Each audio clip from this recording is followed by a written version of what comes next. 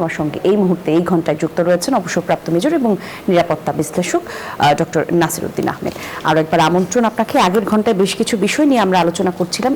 এই পর্যায়ে একটু শুনতে চাই, আমরা যখন নিরাপত্তার কথা বলছি, মানুষের ভোটের অধিকার নিশ্চিতের কথা বলছি, তখন আমাদের সামনে সোশ্যাল মিডিয়াতে নানা রকম খবর আমরা প্রতিনিয়তই পাচ্ছি, যার কারণে কোনো খবরই আসলে আর লুকানো থাকছে না।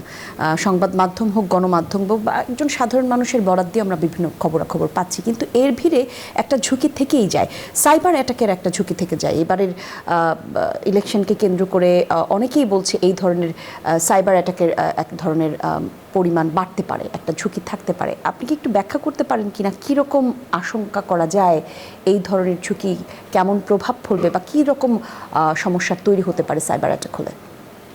ওকে, যেটা হয়েছে আগে আমরা যেটা জেনেছি সেটা হচ্ছে পৃথিবীর বিভিন্ন দেশে, বিশেষত যেখানে ইভিএম ব্যবহার করা হয়, সেখানে সাইবার অ্যাটাকের মাধ্যমে সেটাকে অকেজো করে রাখা হয় বা অনেক সময় ভোট প্রদানটাকে স্লো করে দেওয়া হয়।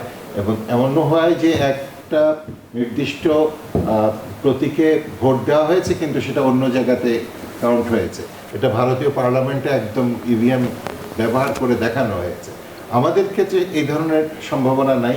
এমনকি আমেরিকাতেও কিন্তু এই অভিযোগ উঠেছিল যে তাদের প্রেসিডেন্সিয়াল ইলেকশনের পরে যে রাশিয়া থেকে সাইবার অ্যাটাক করে ইলেকশন ম্যানিপুলেশন করা হয়েছে।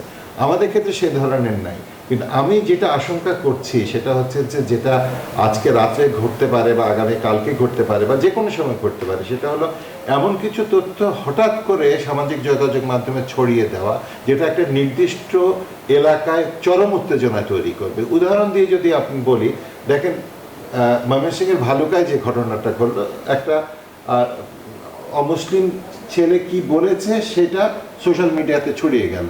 এরপর যেটা হলো, কেউ যাচাই বাছাই করতে গেল না আসলে কি ছেলেটা বলেছে, আসলে কি সেই পোস্টটা দিয়েছে, নাকি তার পোস্ট হ্যাক করে তাকে তার নামে এটা ছড়িয়ে দেওয়া হয়েছে।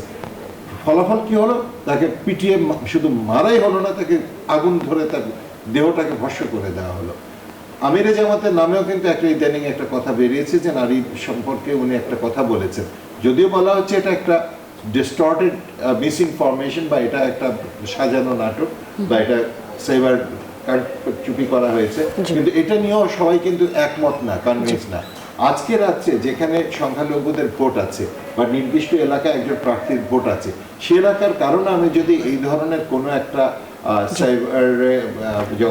নিশ্চয়ই এই বিষয়গুলো যখন আসলে আপনি বলছিলেন, আমরা একটু দর্শকদেরকেও বলে রাখি, সাইবার অ্যাটাকের এক ধরনের খবরাখবর নিশ্চয়ই আমরা প্রতিনিয়তই সোশ্যাল মিডিয়ার মাধ্যমে অ্যাওয়্যার হয়ে থাকি, কিন্তু তারপরেও নানা রকম ভয়ের কারণ থাকে এবং সেই জিনিসগুলোই আসলে ব্যাখ্যা করছিলেন। আরও একটু বিস্তারিত আমরা শুনবো। জি, আপনি বলছিলেন। সেটাই বলছিলাম যে আজকে রাত্রে বা এখন থেকে ভোট গণনা শেষ হওয়া পর্যন্ত এমন কিছু তথ্য যদি ছড়িয়ে দেওয়া হয় যেটা একটা নির্দিষ্ট এলাকার মধ্যে অথবা জাতিগতভাবে পুরো মানে দেশের মধ্যে উত্তেজনা তৈরি করবে, তখন কিন্তু এটা আইন শৃঙ্খলা বাহিনীর নিয়ন্ত্রণে আর থাকবে না।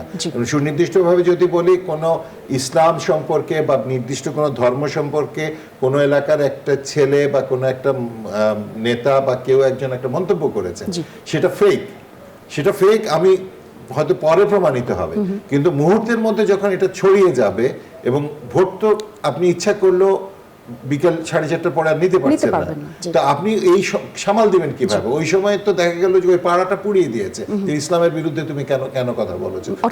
সাইবার অ্যাটাকের যে আশঙ্কা সেটাও আসলে উড়িয়ে দেওয়া যাচ্ছে না। আইন শৃঙ্খলা বাহিনী এই ব্যাপারে কি তৎপরতা গ্রহণ করবে বা তাদের পক্ষ থেকে কি ব্যবস্থা গ্রহণ করবে সেটি নিয়েও নিশ্চয়ই তাদের অবশ্যই।